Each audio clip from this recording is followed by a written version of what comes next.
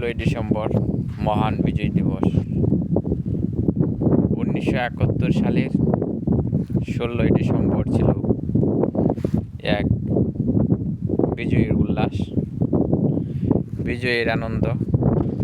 পরাধীনতার শৃঙ্খল ভেঙে যখন স্বাধীন এবং মুক্ত একটি দেশ হয়েছিল এই বাংলাদেশ, তখন এদেশের মানুষের অনেক প্রত্যাশা ছিল, এদেশের মানুষের অনেক পাওয়ার কথা ছিল, অনেক কিছু পেয়েছে।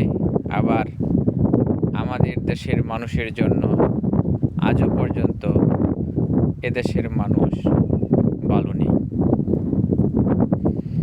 এবার আসি এই বিজয় দিবস। এই বিজয় 1971 সালে দীর্ঘ 9 মাস যুদ্ধ করতে হয়েছে, 30 লক্ষ প্রাণ চলে গেছে, 2 লক্ষর উপরে মা বোনের সম্ভ্রম হারানো লাগছে। এর বিনিময়ে আমরা একটি স্বাধীন বাংলাদেশ পেয়েছিলাম এবং পেয়েছি। এই বাংলাদেশকে সোনার বাংলায় রূপান্তর করার কথা ছিল, কিন্তু এখনো পর্যন্ত আমাদের বাংলাদেশ দরিদ্র এবং দুর্নীতিযুক্ত একটি দেশে পরিণত হয়েছে। এদেশের যারা নেতৃত্ব দেয়, এ দেশকে যারা পরিচালনা করে, তারা বেশিরভাগ মানুষই দুর্নীতির সাথে জড়িত। দুর্নীতি করে, লুটপাট করে তারা ঠিকই টাকা পয়সার মালিক হয়, তারা ঠিকই আরামায়েশে থাকে, কিন্তু বাংলাদেশের সাধারণ মানুষের কষ্টের কোনো শেষ নেই।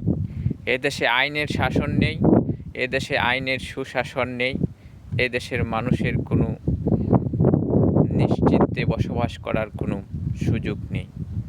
তাই 1971 সালের 16ই ডিসেম্বর যে বিজয় এনেছিল, 50 বছর 53 বছর পরেও আমরা সেই বাংলাদেশের স্বাধীনতা এবং বাংলাদেশের মানুষের যে আশা আকাঙ্ক্ষার প্রতিফলন এখনো পর্যন্ত পাইনি। তাই আমি বাংলাদেশের সকল মানুষের কাছে আমি একটি প্রত্যাশাই করি, যাতে আগামীতে যত কিছুই হোক না কেন, যে দলে ক্ষমতা যাক না কেন, প্রত্যেকটা দলেই কিন্তু ভালো খারাপ লোক মিলিয়ে আছে।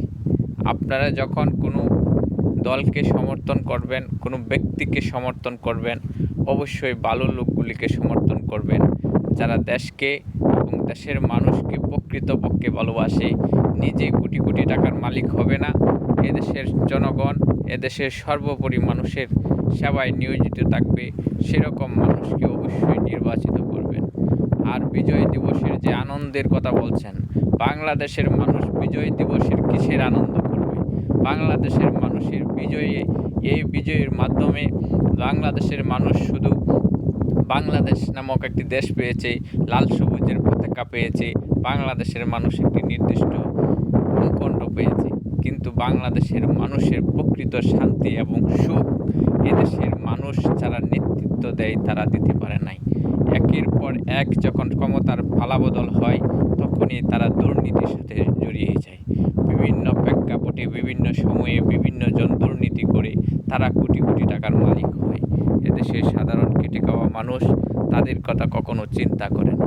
এদেশের কৃষকের অধিকার নাই, এদেশের যে প্রবাসীরা অনেক কষ্ট করে তাদেরও কোনো যত্ন এবং তাদের কোনো অধিকার তারা দিচ্ছে না। যারা এদেশের তৃণমূলে পরিশ্রম করে বাংলাদেশকে এগিয়ে নিয়ে যায়, তাদেরকে কোনো মূল্যায়ন করা হয় নাই। আমি সকলের কাছে উদাত্ত আহ্বান রাখবো, আপনারা এমন মানুষকে নির্বাচিত করবেন বা এমন মানুষের পাশে থাকবেন যারা তৃণমূলের, যারা পরিশ্রম করে দেশকে এগিয়ে নিতে চায়, তাদেরকে নির্বাচিত করবেন। দেশকে ভালোবাসুন, দেশকে ভালো রাখুন। এই বিজয় দিবসের শুভেচ্ছা সকলকে।